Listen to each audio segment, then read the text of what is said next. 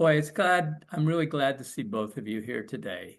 We've been sharing our work with nature now for several years, and um, I really think this is an opportunity for us to share with more people. And so I just want to introduce myself and my good friends, Mindy Springer and Freya Seacrest. Freya and I have been working together for what we're calling the Gaian World Nature Program, which is a big title for something that's much simpler, and that is just a relationship between ourselves and nature. Mindy and I actually were the people who initiated the program, and Mindy is a part of the program in a way that's not so focalizing, but actually brings in a wealth of experience in her own right and actually kind of enables us to see things through a different generational set of eyes. So I've been thinking about what we could talk about today. And it's come to me that over the last couple of years, I have felt myself finding a place with nature that I didn't know existed. That nature is almost like embracing me in a world in a way that I didn't know was possible. I have felt when I walk in the forest that that nature is actually expressing its love toward me as a human being. Now, I always looked at nature kind of as something to observe, something to learn about, something to enjoy, but I never saw myself as a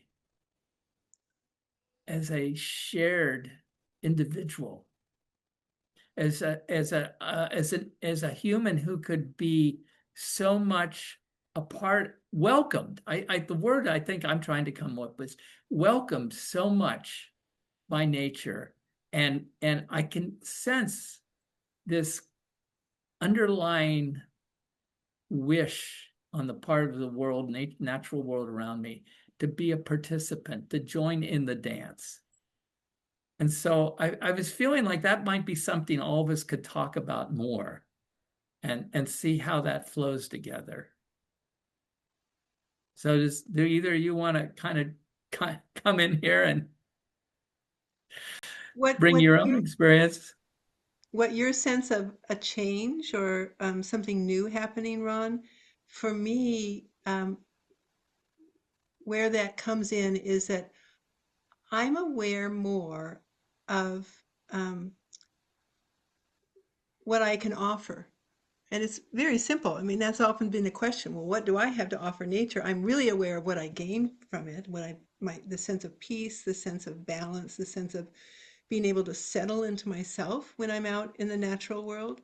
Um, but what I've been experiencing more of lately is being aware of how I offer something. And that something comes through, it's not that specific, but it comes through my noticing nature. I often feel called to go up to a small plant and say, "Aren't you beautiful?" As if I'm talking to a person.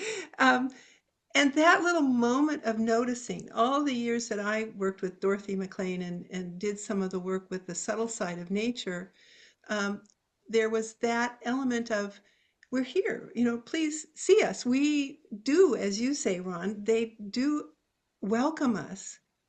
And then for me to say, well, and they welcome our attention and that makes a difference for them. So that's something that's been living in me more and more, is being able to offer just that simple act of noticing. I see you.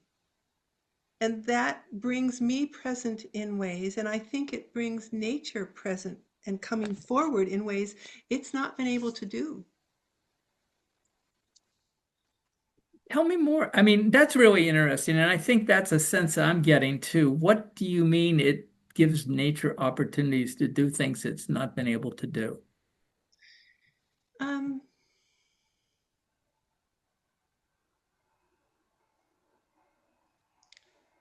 well, I suppose it started as a seed when in reading the messages and the sort of the inner side of nature, whether it was Dorothy's messages or someone else talking about an experience that they had, or my own experiences of um, being present and how things might light up a little bit more. It was like colors would be brighter, and I think, oh, that's just me. But I'm coming to realize, no, that does make a difference.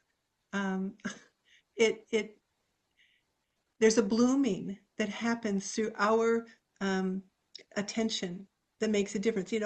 Um, there's there's sort of a little maxim that what you appreciate appreciates, what you notice, what you pay attention to grows. Well, that is important about nature. At this time of the world, there's so much going on environmentally. The fact that we notice and acknowledge nature as a partner, as a part of this world, gives it more capacity to act, to be a partner, to make a difference. So they can add things that only nature can add. We can't do it all ourselves. So that noticing opens up a field of partnership and possibility to meet the issues of our times environmentally. That's a big statement, but that's what it leads to in me. Just a knowing of that. It's um, what it calls for is that loving and that attention, that appreciation.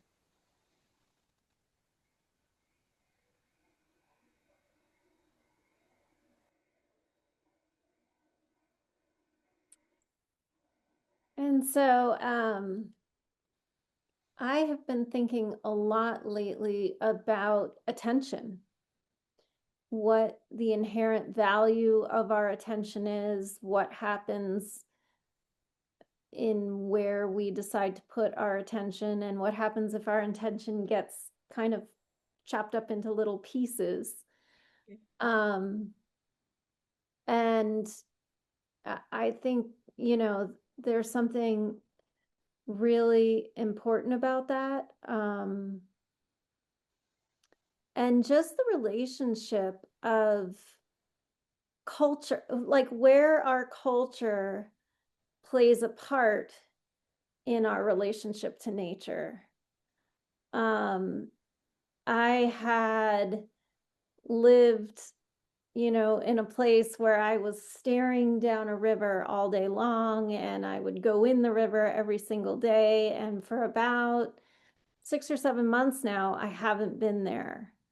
And there's nature around me. It's a very different setting, and I'm not out in it as much. I haven't quite known how to access it as easily. And so I've done a lot of time reflecting on what it was that I had been engaging with, how powerful, how big my connection to nature was, and how that transforms, how I take that with me, how I hold it, how it expresses itself in other ways. And also, like, what role culture is playing in the relationship between ourselves and nature. And what struck me most is that this attention giving, the idea that our attention can transform and exchange, um, these are all somewhat revelatory in a lot of ways for many of us. And I feel like there's a line, a direct line between that and the way that we have set up our industrial culture, um, in the way that we've set up what makes science real or reputable. It's when we remove ourselves from the experiment. The first thing you learn in any science class is that you are not part of it. And what we're finding out more and more is that you are totally a part of it. And that, I think, just that way of thinking is a complete cultural shift. And we are going from a culture that believed in removing the observer, that the observer was, you know, removed, separated from what they were observing, to now realizing, I don't think that's it. Science isn't saying that's true. And our culture has been somewhat built around that. And now we're realizing, oh, that's not real. We need to course correct. You know, Ron, you're going to speak here in just a minute, but I just want to pop in. You really touched on something, Mindy, because the way out of that, the course correcting, is very simple. It's go outside. It's just reestablish that relationship in small ways. It's, yes, there's bigger cultural blocks to get around and to change, but we begin that change with just one step of ourselves going outside more, or looking out our window and appreciating what's there. Just, yeah, It, appreciating. it starts so simply, and we don't always give ourselves that capacity. I just wanted to. No, I think that's really important, Freya. It's giving ourselves credit, so to speak, that what we experience is valid. Mm. And it's actually like, it's in a certain way what we're doing with Gaian Worlds, the Gaian Worlds work, is we're saying that what your experience is valid. It's true. It's like when you experience a tree as something that's able to somehow share in communication something with you. That's not fantasy. That's not mental illness. That is actually something that you are experiencing through your more, we'll call it embodied presence. Now, that doesn't mean that the tree is going to tell you, you know, great revelatory things, but you know it's alive and you experience its aliveness. And it's not just a tree that's an oak tree that has roots that grow so deep with the certain mycelium connections and so on. It's like the tree is a living being that somehow acknowledges you. And that's where I think this objectivification has gone astray. It's like the denial of true experience, the denial of the human experience of nature and the connectedness with nature. So, Mindy, that's how I relate. And I like that you're bringing up, Freya, why don't you go outside and just, whatever it is, it's like it may be the grass. Yeah, small bites. I believe in small bites because that's how nature works. It grows in steps and stages. It doesn't come full blown, it emerges. And so will our relationship. The other thing that I think is so interesting is this is new for nature too. There's something new happening with nature in the possibility of this kind of relationship. If we go out and make ourselves available to it, the new territory is new territory all the way around. What becomes possible is unknown.